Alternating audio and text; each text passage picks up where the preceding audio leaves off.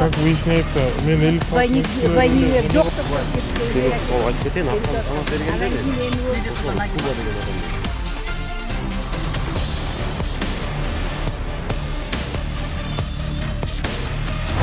Арбаңыз урматтуу көрүүчү, аты жөнүм Кайрат Кенжебаев, бул Стоп беспредел медиа порталынын кезектеги чыгарылышы. Артыңыздарда көрүп турган үй бул Elite House салып аткан Nova City курулуш комплекси. Булда абдан көйгөй бар. Бурда буга чейин 2 жолу чыгарганбыз Софистрой менен биргеликте.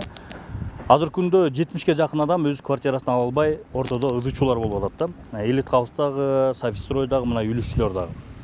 Бирок биз иликтеп келгенде бул жерде бир катар адамдардын аттары чыгып атат. Алар мисалы Куба деген жарандын аты, Кылыч деген адамдын аты, ошондой эле бир катар жогорку кеңештин аттуу баштуу депутаттары дагы бул ишке кийлишип жатканына тууралуу маалыматтар бизге келип түштү. Албетте, алдыңкы берүүлөрдө буларды биз кенен чагылдырып беребиз. Бирок бүгүнкү берүүдө биз ушул бир ай аралыгында кандай жыйынтык болду, элдерге үйлөрүн алууга бир аракеттер жүрүп, чечилип жатабы деген жагдайды чагылдырып берели деп кайрадан ушу Nova City'ге келдик. Азыркы алдыңкы мүнөттөрдө биз үлүшчүлөр менен кенен маек куруп бермекчибиз. Кызыктын бар алдыда биз менен бирге болуңуздар.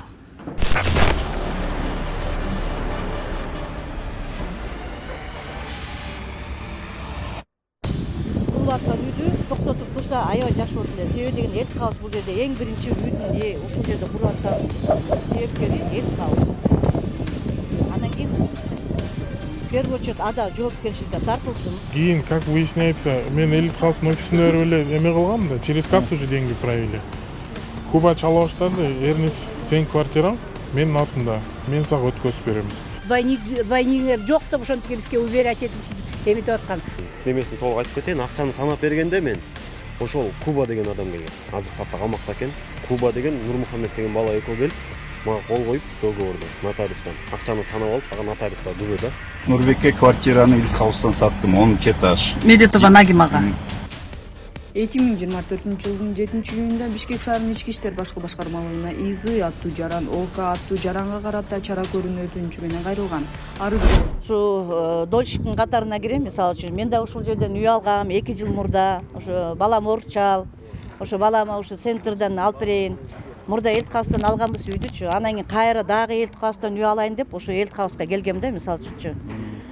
Анан Elite House'тан мен билбейм, Софистройду эле билбейм, эч нерсени билбейм. Мен ошо жерге Elite House'ун менеджерлерден, жанагы сатуучу, жанагы директорлорунан эле алганбыз, мисалы үчүнчү.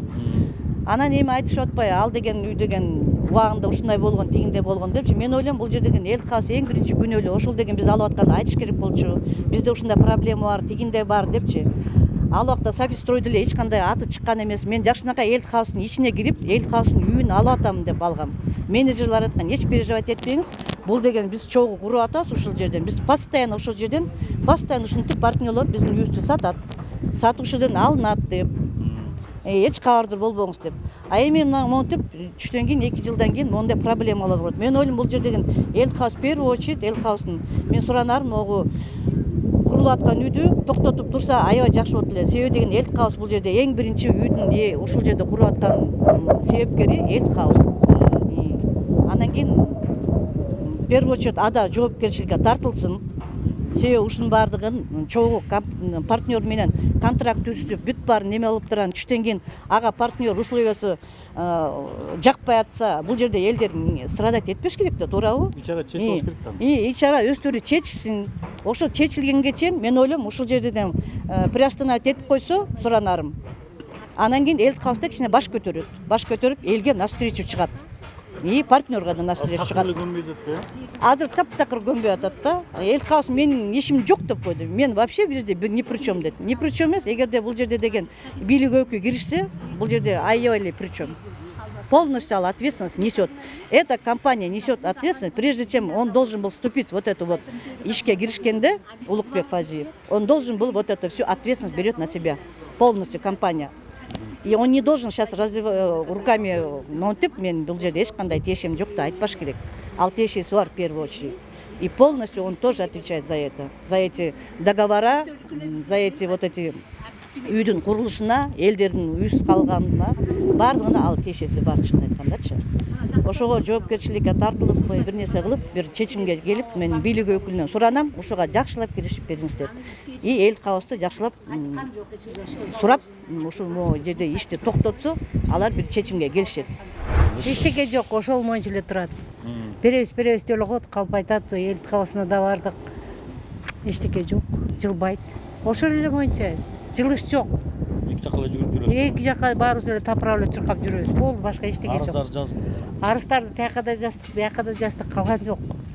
Арыздарыбыз каралбайт, эчтеке болбойт, ошол турат, билбейм. Бул Кыргызстан өлкөсү бүт эле мошенниктер болуп кеткенби билбейм. Жартысы мошенник, жартысы страдавший. Бизди президент карап, же болбосо ташыйып карап койсо жакшы болот эле да, бизди жардам Сиз берип. эле сатып алганда Элит Хаустун офисине барып кеңсе Элит Хаустун эле офисине барып эле ошол жерден ошо 2021-жылды майдан баштап эле бара баштагам. Объявлениядан элечи көрүп алып эле. Бардым, көрдүм, анан ой келиңиз ошо сонун андай мындай биз убагында беребиз дейт. Чында убагында берди, ортосунан жанагы жердин ээси дейт Софитстрой. Бизге Калназаров деген бергенде, Калназаров деген жөн эле мондай подставное лицо экен, жөн элечи. Каназаров ким? Калназаров деген жөн эле подставное лицо экен, негизи үйдүн ээси кыяс экен. Мартта алгам 22-жылы. Ошо үй издеп жүрүп, барып эле чалып сураштырып, Элит Хауска чалып сурагам биринчи. Новоситиден курулуптыр го. Квартираңар барбы? Десем бар деген. Анан 2-3 күн ойлонуп калдым анан. Бияктан дагы бир тааныштарым чалып калды. Ал тиги риэлтор тааныш бар экен, азыр риэлторго да келебиз. Риэлтор таанышты ошо Новоситиден издеп атпадың беле? Ошол жакта квартира бар экен. Анан ошо риэлторубуз тиги Жамал экен да, Асыш Жамалга келебиз. Эже айтып аткан Жамал дегенби? Ал риэлтор баягы. Ошентип кайра чалдым, өзүм Элит Хауска чалдым. Ушундай объект куруп атсыңар го. Документтер кандай, баары жакшы эле. Сотрудницалар айтты, баары жакшы. Эч проблема жок. Анан сурадым, тиги Софитстрой деген да бар экен го силерде. Чоо куруп атсыңар. Ошолор да квадратурасын сатып атыптыр. Ошол барбы, чындап эле ошондойбу? Ооба бар, чындап эле ошондой. Проблема жок, ала берсеңер болот. Всё как положено, тиги сотрудницалары баары жакшы деди. Анан мен тиги Жамал эже менен колунда бир кыз иштейт эле. Анын атын билбейм, бирок Жамал эжеге барып ушундай мен алайын дедим эле. Деп как положено Элит Хауска чакырды, Жамал эже чакырды. Элит Хауска келгиле, биз ошол жакта эле официально баарын кылып беребиз. Элит Хауска бардым мен. Как положено полная оплата кылдым, 100%. Элит Хаустун сотрудницалары Малгесте подозрениям жок эле да. Сотрудницалары келген, бирок атын билбейм. Сурагамын, ушундай трехсторонний договор экен го. Баары жакшы эле, Софитстрой силер менен чогуу. Байке не переживайте. Чогуу эле иштешип атабыз, ала бериңиз, проблема жок. Договор түздүк, Софитстройдун договорун түздүк, Элит Хаустун эле эмесинде, офисинде. Анан кийин мен оплатаны ошол жерден эле отурган кабинетибизден бердим. Ошо Элит Хаустан берип атасыз да? Элит Хаустан бердим. Сотрудницасы көтөрүп чыгып кетти. Сейчас мы через кассу проведем деньги. Сизге квитанция жазып алып келип беребиз. Мен отурдум кабинетте. Квитанция жазып алып келип берди, договорду көргөздү. Софитовский договор. Всё, байке, поздравляю. Сиз квартира алдыңыз. Теперь ждите. Могу мага 24 мартта бүтөт деген, бирок срогу жылып атпайбы. Ошондон бери эле жүрдүм, анан мен деле могу баягы ызы-чуу, силер чыгарган ызы-чуудан кийин анан биле баштадым, ушундай бар экенинчи. А меники как положено Элит Хаустун сотрудницалары менен сүйлөшүп, Элит Хаустун офисинде акча берилген 100%. Ошоктон берилген, а? Ооба. Ал эми азыр анча видео деле храниться этпейт, бирок негизи ошо видео полный, мен баргам, как положено бар. Элит Хауска барып, акчамы берип. Келишимин бүт баары бар сизде. Баары бар. Договор.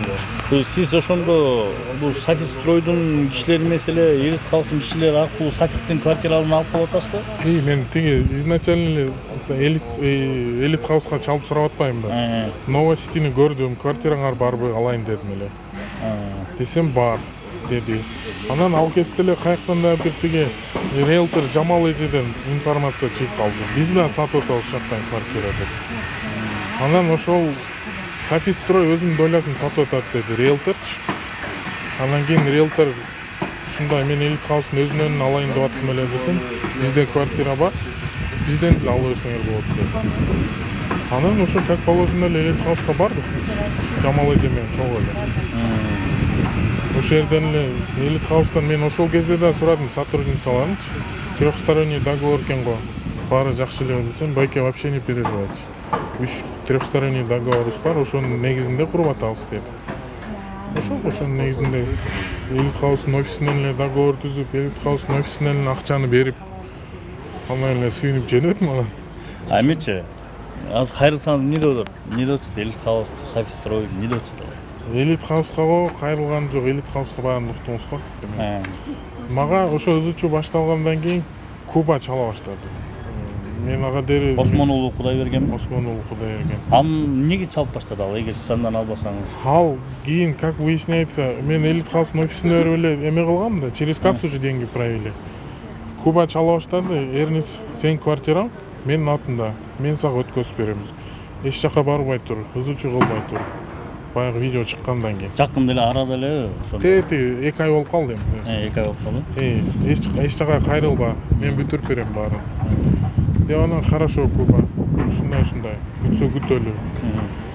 Деп эле анын ортосунда убакыттар өтүп атты, Куба кайра чалып коет, сен переживать этпе, мен сеникini бүтүрүп берем. Ошо бойдон эле жүрөбүз, переживать этпей эле. Куба камалып кетти го. Куба камалып кетти, анан бирок мен элит хаустун сотрудницалары мага баары жакшы деп эме кылышкан. А Кубаны чалып калыш кайдан? Сизди кайдан таап, кайдан чалды? Ошол жактан алып чалып баштады, Октан алып чалбаган мага белгисиз да. Бирок өзү эле чалып, мен Кубамын деп тааныштырып. Мен Кубамын. Сен Эрнис квартираңды мен бүтүрүп берем. Сен ызычуу кылбай тур деп чалды. Анан сурадыңызбы, эмнеге сен бүтүрөсүң деп? Баягы сурап кызыгып көрдүңүзбү? Жана анда эле мани бергенбизби? Мани деле бербедим, ал эме деп калды. Биз элит хаус менен кыяс.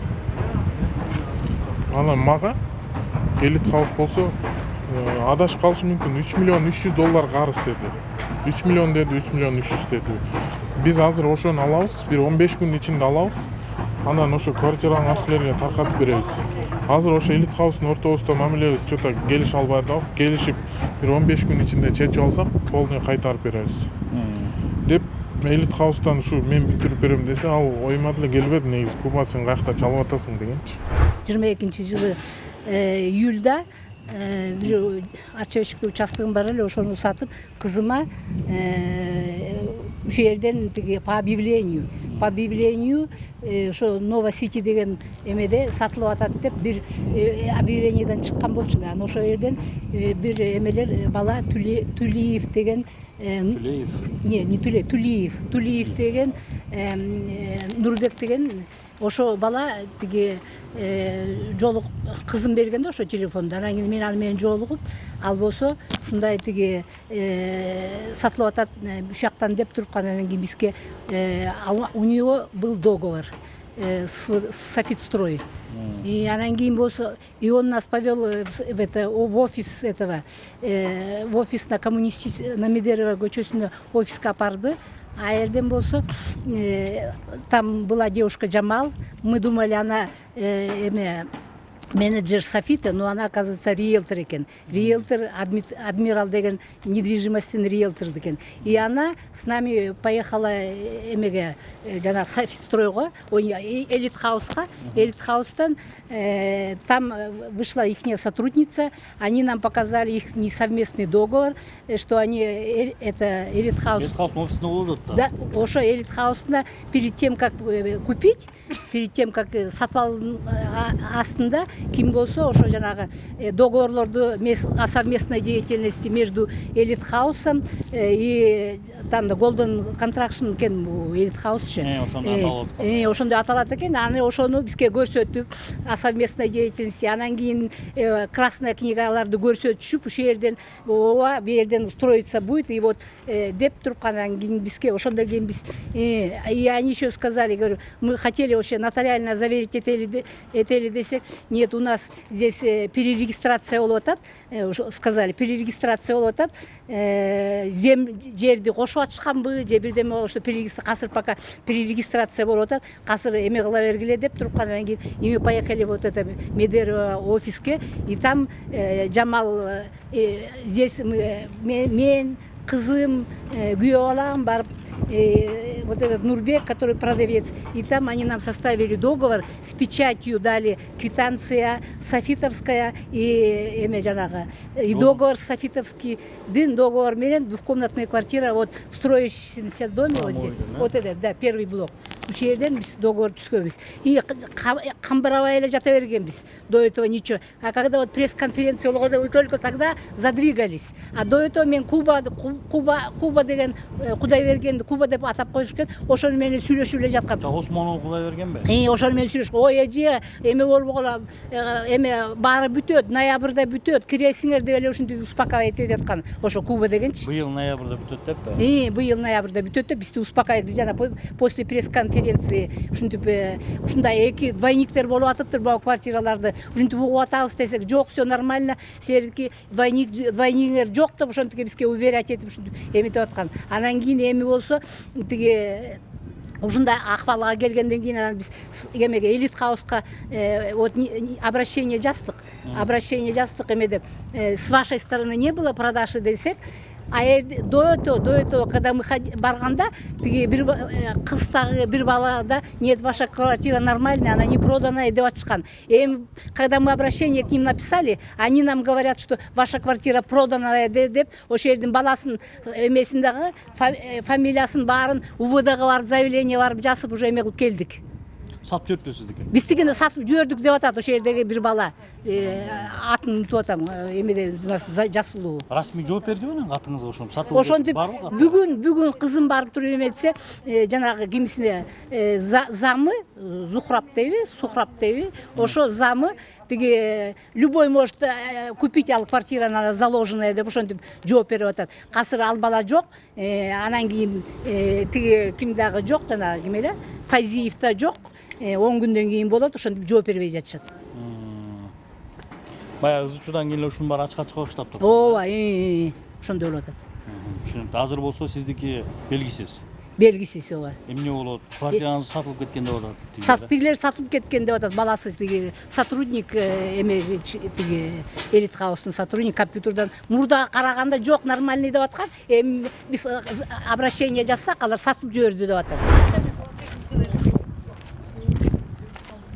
Эми да биз мондай силер не болот? Я являюсь дольщиком Софитстроя, купила квартиру вот, в этом блоке. Вот. У меня блок готовый. 100% оплатила по квитанции. Сколько оплатили? 100% оплатила, да. 100% оплатила. Квартира моя готовая, но я не могу в течение года уже заехать. Почему заехать? Оформилась я в офисе Элитхауса. При оформлении присутствовал Махмадов Нурмухамед. Подписывал, ставил печать. Ага. И наш Кудайберген. Ага, собственно говоря, потом у всех доверенности. У Нурмухамеда доверенность, у Кудайбергена доверенность. Потом выясняется, Осмонулу, да. Потом выясняется, что у нас есть еще один директор, де-факто, фактический директор, юридический директор. И не поймешь, и концов края не найдешь. Кто вообще за что отвечает. Вот в течение года мы бегаем за своей квартирой, получить ее не можем.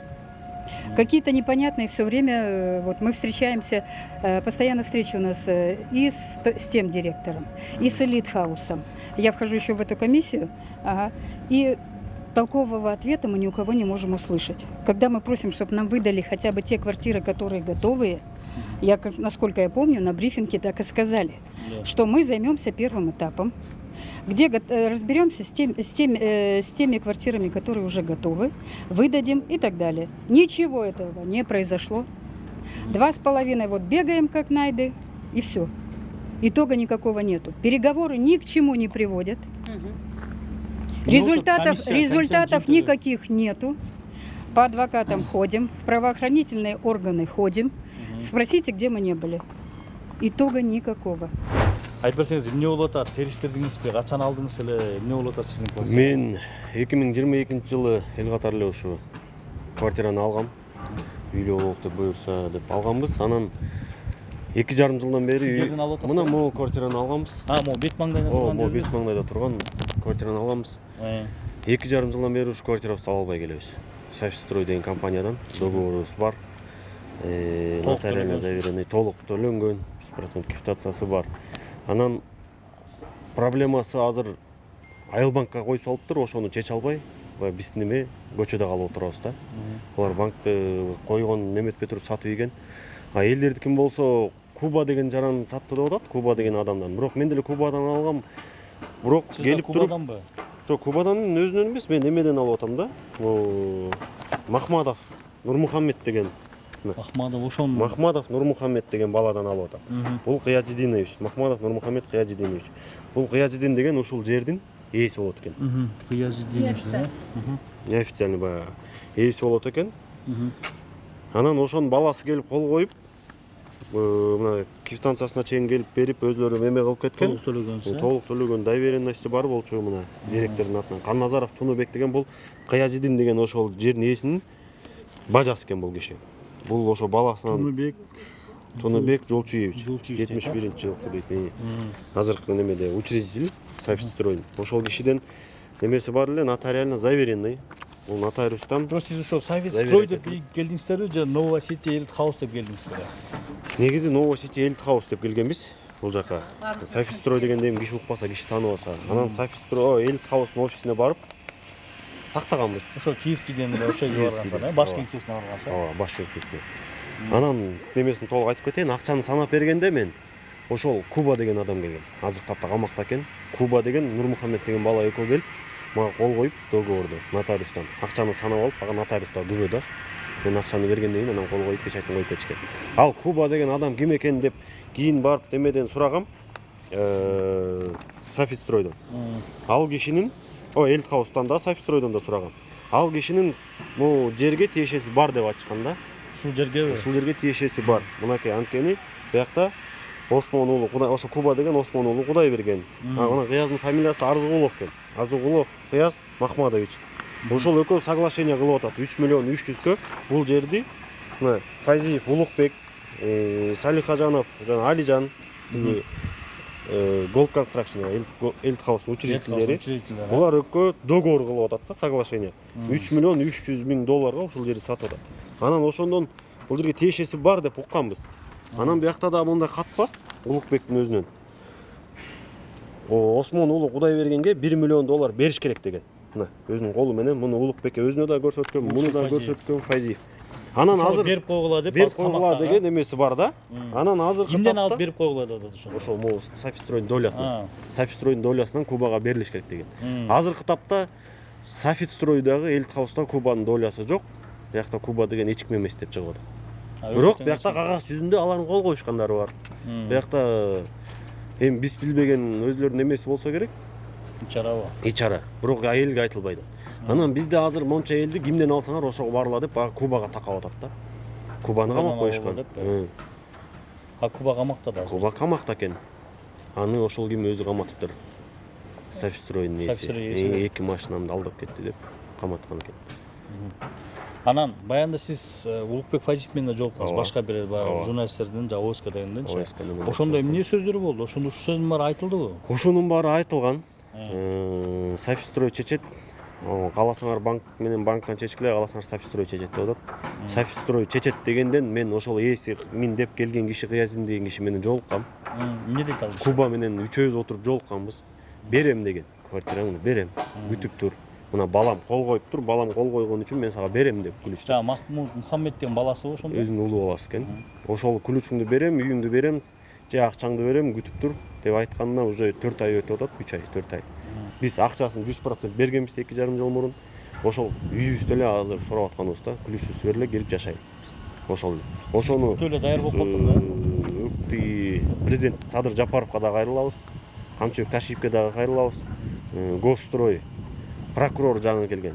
Анан айта кетчү биякта Осмон уулу Кудай берген азыр Куба камалып отурат. Анын бир туугандары да прокурорлор экен. Аны Осмон уулу Дин Мухаммед деген агасы военный прокурор дейт. Эми ал боюнча да биз жака Камчыбек Кыдыршаевичке да кайрылабыз. Эмнеге прокурорлордун инелери ошентип акчаларды алып элдерди. Биз 100 отурабыз. Биякта мынакей азыр эмени кааласаңар көрсөтө кетейин. Биякта тактап эме кылып атабыз. Такталган боюнча 70-ке жакын киши азыр үйүн Алдан ала отырган албай 70 ала албай адам. отурган экен да. Эми ал 70 кишини ким неме кылып берет? Мынакей могу такталган, кимге сатылган. Мына телефон номерлеринен бери бар. 63, анан бизде такталган боюнча 69 киши болуп атат да. Ушунун баары ала албай атат да азыр, Бир дагы киши ала албай жатат. баягы эле ызы, ичара ызы жок. Ичара ызычу. Ал өзлөрүнүн ичара ызычу болгондон баягы биз немеде отурабыз да. Карапайым эл. Карапайым эл. Бияктан үйүбүздү ала албай, көчөдө калып отурабыз. Элит хаус четке чыгып атат да азыр, Өзү ичери чечип алгыла. Элит хаус биздин Эмне деп небебиз атат? боюнча биз элит хаус тиешеси жок. Мен мына элит хауска да кайрылгам ушул письменно. Письменно кайрылганда элит хаус бул квартирага эч кандай тиешем жок. Сатылып алыптырбы башкага? Жок, мен элдердикин сатып ийгендери бар экен, элит хауста сатып ийгени бар экен. Бирок мен кайрылган боюнча ушул квартирага биздин элит хаустун Gold Construct эч кандай тиешеси жок. Бул Софистройго тиешелүү деген кат жүзүндө жообу бар. Эгер кайра муну сатып ийе турган болсо анда билбейм, анда ким күнөөлүү болот. Бирок бизге ачкычын бербей аткан элит хаус да. Бербей аткан элит Хаус. Ачкычы Бирок элит эси хаус. деп аткан Софистрой. Эси деп аткан Софистрой. Акчаны алган Куба. Ачкан акчаны алган ошол ким? Куба менен Нурмухаммед өзү алган, экөө чогуу алган. Анан экөөнүн кимиси кандай бөлүп алган мага эмеси жок да. Күлүштү бербей аткан элит хаус. Күлүштү бербей аткан элит. Имарат элит хауска таандык. Элит хаусга таандык. Жер Софистройго таандык. Биякта бир өзүнчө немелери бар, чечилбей аткан. Биз уккан боюнча трехсторонный договор дейт Таял банк менен. Булар өзлөрүнүн ичара чечише албай атып, бири-бири менен келише албай атып, анан биякта биз эл немесин тартып атабыз да, азабын тартып. Үйүбүздү ала албай 2,5 жыл өтүп атат. Мына могул үйдүн бүткөнүнө 1 жыл болду. 1 жылдан бери күнүгө келем ушул жака. Ачкычымды беришпейт. Үйүндө беришпейт. Элит хауска барып урушуп бүттүк уже. Улукбек менен да кайрылып аларга да. Эми алардан да силерден суранабыз, ушуну элге жеткизип, Софистрой деген компаниядан үй албай кое тургула. Элит хаустун могул жерде чечилмейинче үй албай кое тургула. Анткени эч нерсе чечиле элек бул жерде. Сатып эле атышат дагы деле. Бирок жери арестте. Кандай болуп чечилет белгисиз. Сатылып атат. Албай тургула деген Органдардан биз мамлекетке да кайрылат элек, ушуну элге эртерээк чечип бергенге жардам бериңиздер. Госстройда кандай бул жери арестте болуп атат, жанагынча кишиге сатылып атат, арыздар жазылып атат, эч кандай неме көрүлбөй, чара көрүлбөй атат да. Биякта курулуш токтобойт, же сатуу токтобойт. Сатып эле атышат. Биз биякта 70 киши үйүбүздү ала албай жүрөбүз. Я являюсь дольщиком Софистроя. Да. 4 мая 2022 года, позвонив по объявлению Элитхауса, мне показали, сотрудники Элитхауса показали эту квартиру. Нам все понравилось, все, мы приехали в офис Элитхауса в здание. В офисе нас заверили, что с квартирой все хорошо, что никаких проблем нету, что можно заключать договор с Софистроем, что это их партнеры, все у них замечательно. Приехали сотрудники Софистроя, да, в лице 2 мужчин, в лице один из них был сын Каяза Нурмухаммад и Осмона Улу Кудайберген. Нурмухаммад поставил печать и подпись, у меня видео это есть. Видео есть, доказательства, что он поставил печать и подпись. Они пересчитали вдвоем деньги, мы счастливые, окрыленные, ушли. При этом мы еще купили паркинг у Элитхауса и келлер у Элитхауса. Мы окрыленные ушли домой ждать год, да, по истечению срока строительства. Через год мы узнаем, что земля в залоге, в аресте, вернее, как правильно, в залоге у Айлбанка. Узнаем, что Софистрой не имел права продавать квартиру. То есть заведомо Элитхаус знал об этом, но не сообщил нам об этом никак. Соучастники. Получается, они, в моем понимании, они соучастники все вместе. То есть на тот момент, когда мы передавали 100% оплату, они утверждали, что у них все замечательно. Через год началось, да, что мы вам квартиру дадим, что вам не дадим, что вот это вот все. На протяжении вот уже года мы не можем получить квартиру, мы не можем заехать в нашу квартиру, получить акт приемки передач. Мы в конечном итоге заявление на Кудайбергена не писали. Мы обращались во все органы, пока везде у нас отказ. Здесь тоже еще есть Айлбанк, да? Да, еще есть Айлбанк. Земля, квартиры в залоге. Да, земля, то есть эти квартиры, наши квартиры, они все в залоге. И сделать мы на данный момент ничего не можем. Урматтуу Садыр Нуркожоевич, биздин проблемабызды камчылык ташып, биздин көйгөйүбүздү чечип берсеңер экен. Биз аябай кыйналып атабыз. Бирде булар болсо Сафитке жумшап, бирде Элтхауска экөө бири-бирине түтүшүп, бизди ортодо кыйнашып атат. Биздин ошо көйгөйүбүздү чечип, бизге жардам берсеңер экен. Биздин ушунча мына 2 жыл 3 жылдан бери биздин эмелерибиз проблемабыз чечилбейт. Мына бүткөн үйлөр биздин үйлөр ушулар бизди да киргизбей жатат бул жакка. А бул жерде 2ден 3төн продажа болуп кеттир. Ошолорду да чечип берсеңер экен жардам берип. Эме толук төлөгөнсүз. Биз 100% төлөп бергенбиз баарыбыз. 100%тан баарыбыз төлөнгөн, баардыгы 100%тан төлөшкөн. 2 жыл мурда төлөгөн. Ооба. Мен уже 4 жыл болуп кетти, меники почти. 4 жылдан бери ошо эчтеке жок. Квартираларыбызды таба албайбыз, эчте жүрөбүз, ошо квартиралар. Үйүбүзгө кире албай ошо. Элтхаус менен ошо жанагы партнерлору жана жердин ээси үчүн ошо экөө чечилбегендиктен биз ушунча эл деген үйсүз калып атабыз да, мисалы үчүнчү. Ошону тез отуруп эле ошо көзөмөлгө алып эле чечип берсе болот да, мисалы үчүнчү. Ошо бийликтен суранарыз, ошо эки ээлерин алып туруп мындай жакшылап көзөмөлгө алып турган чечишсин, биздин көйгөйүбүздү чечип беришсин тез арада. Ушунча эл деген акчасын берип коюп, кыпкызыл акчасын берип коюп, көчөдө талаада жүргөндөн болбойт да. Кээде бир эле адам үйсүз калса кандай чоң проблема жаралат. А ушунча деген 70 кишиден үйүнүн акчасын берип коюп, ушу биздин бийликтер мындай көп маани бербегенине мен дагы ушундай неме алам да, аябайчы. Өкүнөм. Ушуга бийлик деген кичине мындай көзөмөл салып турушун тез арада чечип бергенин суранып атабыз. Ушу президенттен болобу, ушу Камчылык Ташиевден болобу суранып атабыз чынын айтканда. Как выясняется, мен Войны жок деп айтып кетейин, акчаны санап бергенде мен Куба деген адам.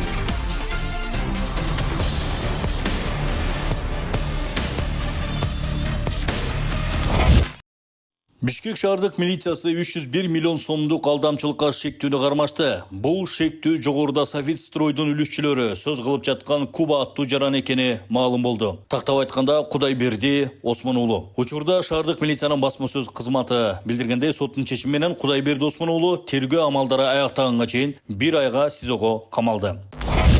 2024 жылдын 7-июнунда Бишкек шаарынын ички иштер башкы башкармалыгына ИЗ аттуу жаран, ОК аттуу жаранга карата чара көрүүнү өтүнүчү менен кайрылган. Арызында 2024 жылдын январь айында Jaguar жана Audi A6 маркасында автоунааларды сатууга жардам көрсөтүү шылтоосу менен анын ишеничине кирип, андан кийин өз милдетин аткарбай качып кетип, жалпы суммасы 55 000 АКШ долларды түзгөн материалдык зыян келтиргенин билдирген. Кылмыш жаза кодексинин 209 алдамчылык беренесине ылайык кылмыш иши козголду. Тергөө жана ыкчам издөө иш-чараларынын жүрүшүндө 1985 жылы туулган ОУК аттуу жаран аныкталып, кармалган. Тергөө кызматына жеткирилип, Кыргыз Республикасынын ЖПКнын 96 беренесинин негизинде Бишкек шаарынын ички иштер башкы башкармалыгынын убактылуу кармоочу жайына киргизилди. Бишкек шаарынын Свердлов районунун соту тарабынан шектүүгө карата баш коргоо чарасы тандалып, Бишкек шаарынын номер 1 тергөө абагына 1 айга камакка алынган. Мындан тышкары шектүү ОК Софитстрой ЖЧКсынын батирлеринин мыйзамсыз сатуу фактысы боюнча 4 беренесинин 209 бөлүгү өзгөчө ири өлчөмдөгү алдамчылык кылуу боюнча дагы айыпталган. Бүгүнкү күндө келтирген зыяндын суммасы 301 миллион 888 миң сомду түзгөн. Тергөө амалдары уланууда.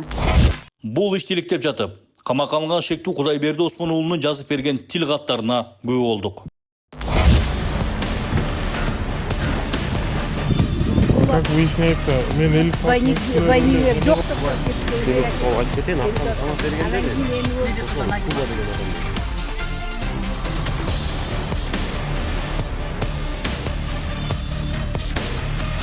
Ошондой эле Элитхаус жана Софитстрой фирмаларынын ортосундагы квартира көйгөйү, батирлерине жетпей сыздап жүргөн 70 кардардын маселесин иликтеп жатып, биз бир катар адамдардын ортого аралашканын ачыктай алдык. Нурбекке квартираны Элитхаустан саттым, 10 этаж. Медетова Нагимага.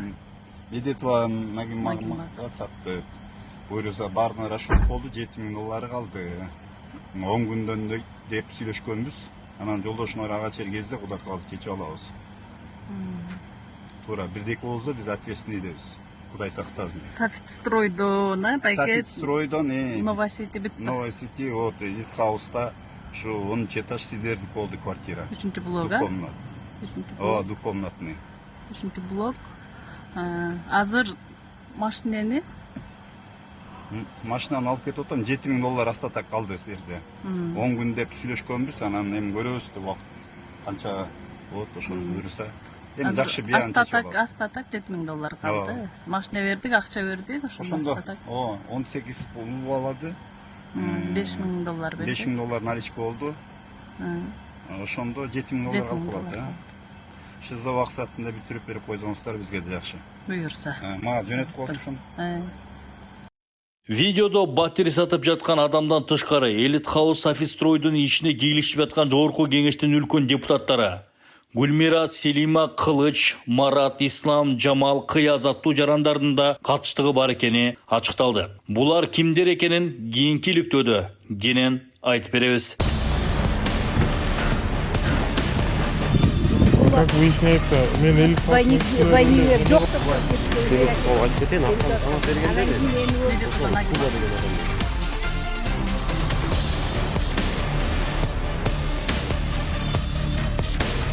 Урматтуу көрүүчүлөр, азыр биз Бишкек шаардык сотуна турабыз. Бул жерде бүгүн 301 миллион сомго алдамчылыкка шектелип кармалган Осмонулуу Кудайбергендин бүгүн дагы бир соту болот.